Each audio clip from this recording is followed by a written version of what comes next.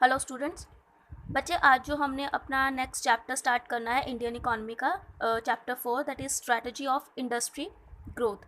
अब हमने पहले हमने जो चैप्टर किया उसमें हमने कम्प्लीटली एग्रीकल्चर ग्रोथ के बारे में बात की थी। अब इसमें हमने इंडस्ट्रियल ग्रोथ के बारे में बात करनी है कि आफ्टर इंडिपेंडेंस जो हमारी गवर्नमेंट है क्या क्या न्यू चेंजेस लेके आई इंडस्ट्री को ग्रो करने के लिए इंडिया में। ठीक है। तो जो इस चैप्टर में हमने सिर्फ 1990 तक ही, जैसे उस एग्रीकल्चर में किया था कि हमने सिर्फ 1991 तक ही जो पॉलिसीज़ डिस्कस की थी, और इसमें भी वही सेम कंसेप्ट करना, हमने 1990 तक ही पॉलिसीज़ को जो है देखना है। बिकॉज जैसे मैंने आपको बोला था कि 1991 में आपकी न्यू इकोनॉमिक पॉलिसी आई थी, तो उसका एक आपका अलग चैप्टर है जिसमें बेसिकली सारी की जो पॉलिसीज़ हैं वो चेंज हो गई थी रिगार्डिंग एग्रीकल्चर और इंडस्ट्रियल ग्रोथ। तो वो हमने अलग से पढ़ना है, लेकिन यहाँ पर हमने सिर्फ और सिर्फ 1990 तक ही ये स्कोप देखना है कि आफ्टर इंडिपेंडेंस और स्टिल 1990 तक हमारा जो इंडस्ट्रियल का ग्रोथ सेक्टर रहा वो कैसा रहा। क्या तो इसमें जैसे सबसे पहले हम बात करेंगे इंपॉर्टेंस ऑफ इंडस्ट्री की। किसी भी कंट्री में इंडस्ट्री की इंपॉर्टेंस है क्यों, क्लियर, क्यों वो हमारे लिए ज़रूरी है। तो फर्स्ट वन इसमें आएगा, that is epicentre of economic growth. As you all know कि सिर्फ एग्रीकल्चर सेक्टर से हमारी इकोनॉमिक ग्रोथ कंप्लीटली नहीं हो सकती है। क्यों? क्योंकि उसमें क्या है, हम जनरली नेसेसिटी गुड्स को प्रोड्यूस करते हैं और वो सबके लिए होती है, clear, like poor, middle and rich. तो जिसमें गवर्नमेंट का फोकस ज़्यादा होता है और जो उसके प्राइजेस होते हैं उसको मतलब सोशल वेलफेयर बेसिस पे लिया जाता है, वो ज़्यादा हमारा इकोनॉमिक ग्रोथ बेसिस पर नहीं आता। हमारी इकोनॉमिक ग्रोथ तभी होगी जब वो रिलेट करेगी with the terms of money. तो वो पॉसिबल तभी है जब इंडस्ट्रियलाइजेशन होगा किसी भी कंट्री में। तो जीडीपी देखो आपकी राइज करती है because industry start replacing agriculture. Unlike agriculture, industry produce wide range of goods. क्यों? क्योंकि देखो जो जीडीपी है ना, जीडीपी में जो ज़्यादा फोकस आप कह सकते हो या इकोनॉमिक ग्रोथ का वो किसका आता है, इंडस्ट्रियल सेक्टर का। क्यों? क्योंकि एग्रीकल्चर सेक्टर आपको जैसे आप बोल सकते हो वैरायटी ऑफ गुड्स प्रोड्यूस करके नहीं देती, सिर्फ नेसेसिटी गुड्स ही जनरली एग्रीकल्चर आपको प्रोड्यूस करके देती है, लाइक वीट, राइस, मेज एंड जूट, कॉटन, या कुछ शुगर केन ले लो। मतलब इतनी नॉर्मल गुड्स ही हमें जो है प्रोड्यूस करके देती है। बट जो इंडस्ट्रीज़ है उन्हीं रॉ मटेरियल्स को यूज़ करके डिफरेंट प्रोडक्ट्स हमें प्रोवाइड करती है, वैरायटी ऑफ गुड्स प्रोवाइड करती है, जिससे आपका जीडीपी ग्रोथ जो है वो और भी ज़्यादा राइज होता है। ठीक है। तो rise in demand for agriculture goods consequent upon rise in income in very modest because agriculture goods are the necessity of life and have low income elasticity of demand। वही चीज़ सेम है, देखो कि जो राइज है in demand for agriculture goods वो आपकी income में क्या करती है, बहुत ही मॉडेस्ट। अगर सपोज करो पॉपुलेशन अगर ज़्यादा भी होगी, इट मीन्स आपको प्रोडक्शन ज़्यादा करनी पड़ेगी एग्रीकल्चर सेक्टर की। बट एग्रीकल्चर सेक्टर की डिमांड, जो गुड्स की डिमांड इतनी ज़्यादा भी नहीं, अगर चाहे बहुत ज़्यादा भी हो जाए ना, तब भी उससे आपको ज़्यादा इनकम जनरेट नहीं होगी आपकी इकोनॉमी को। क्यों? क्योंकि जैसे मैंने बोला कि वो आपकी नेसेसिटी गुड्स होती हैं, तो इसलिए उसकी इनकम में इतनी ज़्यादा चेंजेस नहीं आती। तभी यहाँ पे लिखा है low income elasticity of demand, कि जो इनकम का इफेक्ट है वो डिमांड पर ज़्यादा नहीं आता, क्योंकि वो नेसेसिटी गुड्स है इसलिए उसके प्राइजेस ज़्यादा रख नहीं सकते। बट इंडस्ट्री सेक्टर में आप गुड्स के अकॉर्डिंग उसका जो प्राइस है वो डिसाइड कर सकते हो, तो उसमें प्राइजेस ज़्यादा हो सकते हैं, जिससे इंडस्ट्रियल सेक्टर की वजह से इकोनॉमिक ग्रोथ ज़्यादा होती है as compared to agriculture. Clear? Next देखो बच्चे, that is source of employment. Obvious है, अब जो जैसे हमने डिस्कस्ड अनएम्प्लॉयमेंट की बात की थी एग्रीकल्चर सेक्टर में, कि ज़्यादा से ज़्यादा लोग एग्रीकल्चर सेक्टर में इन्वॉल्व रहते हैं, ओवर बर्डन कर देते हैं एग्रीकल्चर सेक्टर को, लेकिन काफ़ी जो हमारी लेबर सप्लाई है वो क्या है, फ्री रहती है। तो ऑब्वियसली अगर इंडस्ट्रियलाइजेशन सेक्टर होगा तो उससे क्या है, ज़्यादा से ज़्यादा एम्प्लॉयमेंट जो है वो जनरेट होगी। अब with rise in agriculture productivity, farming sector relies large supply of labour force. अब देखो जैसे ग्रीन रेवोल्यूशन की वजह से जो आपकी प्रोडक्टिविटी है वो तो HYV सीड्स यूज़ करके या फिर केमिकल फर्टिलाइजर्स यूज़ करके जो खुद ही प्रोडक्टिविटी उसकी इंक्रीज़ हो रही है, वहाँ पर हमें मैन्युअल लेबर की इतनी ज़रूरत ही नहीं है, जिसकी वजह से लेबर फोर्स की सप्लाई क्या होगी, ज़्यादा, मतलब लोग ज़्यादा फ्री हो गए।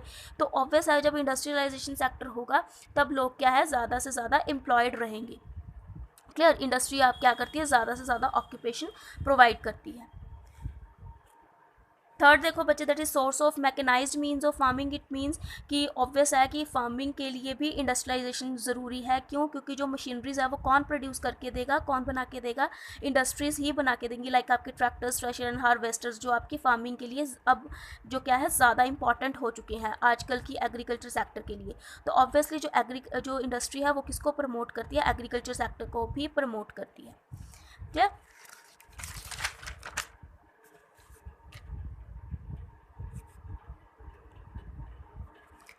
अब देखो, तभी उन्होंने ये चीज़ क्या लिखी है कि due to this India was succeeded to producing enough food for the second most populated country. अब आपको पता है कि जो आपकी इंडिया है वो सेकंड मोस्ट पॉपुलेटेड कंट्री में से आती है। First one is China and second one is India. अब इसी मैकेनाइज्ड मशीनरी की वजह से आप प्रोडक्टिविटी क्या कर सकते हो? ज़्यादा कर सकते हो। आप अपना इनफ फूड जो है प्रोवाइड कर सकते हो अपनी कंट्री में। मतलब हमें बाहर से अपने फूड ग्रेन्स को इम्पोर्ट करने की ज़रूरत नहीं है। क्लियर? फोर्थ पॉइंट देखो बच्चे, इसका आता है impart dynamism to growth process. अब ऑब्वियसली इंडस्ट्री सेक्टर होगा तो ग्रोथ, अब इंडस्ट्रीज होगी तो ग्रोथ बच्चे उसके साइड बाय साइड ही चलेगा। क्यों? क्योंकि जो आपका जो ग्रोथ प्रोसेस है वो सिर्फ सर्वाइवल के लिए नहीं है, कि मतलब आपकी जो प्रोडक्शन है वो सिर्फ सर्वाइवल पर्पस के लिए नहीं है। इंडस्ट्रियलाइजेशन ने क्या हमें दिया है? बहुत से न्यू प्रोडक्ट्स दिया है। सिर्फ हमारी जो लाइफ है नेसेसिटी, ये जो हमारी फूड ग्रेन पर ही सिर्फ डिपेंड नहीं रहती है। अब बहुत सी चीज़ें हमें खुद को अपनी क्वालिटी लाइफ को इम्प्रूव करने के लिए बहुत सी चीज़ों की अब नीड है।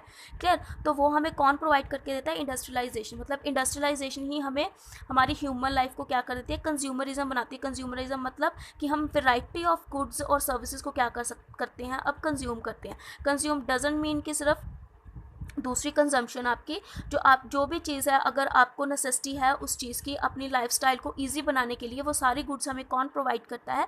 इंडस्ट्रियलाइजेशन सेक्टर प्रोवाइड करता है। क्लियर? फिफ्थ पॉइंट देखो बच्चे, इसका ग्रोथ ऑफ सिविलाइजेशन। अब वही जो फोर्थ पॉइंट के साथ ही रिलेट करता है, क्योंकि इंडस्ट्रियलाइजेशन क्या क्रिएट करती है? आपका जो इंफ्रास्ट्रक्चर है वो इम्प्रूव कर देती है एक तरीके से, क्योंकि जो इंडस्ट्रियलाइजेशन सेक्टर है वो न्यू रॉ मटेरियल्स को यूज़ करके न्यू प्रोडक्ट बनाते हैं, डिफरेंट तरह के प्रोडक्ट बनाती है, जिससे आपका जो है अर्बनाइजेशन क्रिएट हुआ। ठीक है ना? मतलब लोग ज़्यादा सिविलाइज्ड हो गए, मीन्स अपनी लाइफ को लेके ज़्यादा क्वालिटेटिव हो गया, मतलब अपनी लाइफ को ज़्यादा इजी बनाना चाहते हैं। ठीक है? अपनी पहले क्या था, ज़्यादा लोग कॉन्शियस नहीं थे अपनी लाइफ को लेके, बट अब ज़्यादा हो गए हैं, ज़्यादा एजुकेशन लेना चाहते हैं, ज़्यादा स्किल्स उनके पास होनी चाहिए, ताकि वो क्या कर सके? इंडस्ट्रियल सेक्टर में हाईएस्ट पोस्ट पे क्या है? एम्प्लॉयड हो सके। क्लियर? क्योंकि एग्रीकल्चर सेक्टर में तो सिर्फ वही उतनी की ही एम्प्लॉयमेंट रहती थी, बट इंडस्ट्रियलाइजेशन आपको डिफरेंट पॉइंट्स पर क्या देता है? एम्प्लॉयमेंट प्रोवाइड करता है। क्लियर? अब जैसे अब पहले नीड नहीं थी या कार्स की या बाइक्स की या कुछ भी आप बोल सकते हो। ठीक है? फ्रिज ले लो, टीवी, एसी, कुछ भी है, पहले ये हमारे लिए क्वालिटी लाइफ नहीं था, बट जैसे जैसे इंडस्ट्रियलाइजेशन आई, इन चीज़ों की इंपॉर्टेंस क्या है? हमारी लाइफ में बहुत ज़्यादा बढ़ने लगी है। क्लियर? तो हमारा जो सिविलाइजेशन ग्रोथ है वो बहुत ज़्यादा होने लग गया। देन आता बच्चे आपका इंफ्रास्ट्रक्चर ग्रोथ। ऑब्वियस है, जब इंडस्ट्री आपकी ग्रो करती है तो अब आपका साथ ही साथ क्या है? एक इंफ्रास्ट्रक्चर ग्रो कर रहा है। क्यों? क्योंकि इंडस्ट्री बच्चे आपकी तभी पॉसिबल है जब आपके पास प्रॉपर ट्रांसपोर्ट या कम्युनिकेशन प्रॉपर हो, आपके पास बैंकिंग हो। क्लियर? या फिर आप मतलब इलेक्ट्रिसिटी हो आपके पास, क्योंकि इन्हीं चीज़ों की वजह से ही आपकी जो इंडस्ट्री है वो सेटअप होगी, क्योंकि इंडस्ट्री में इन चीज़ों की इंपॉर्टेंस होती है।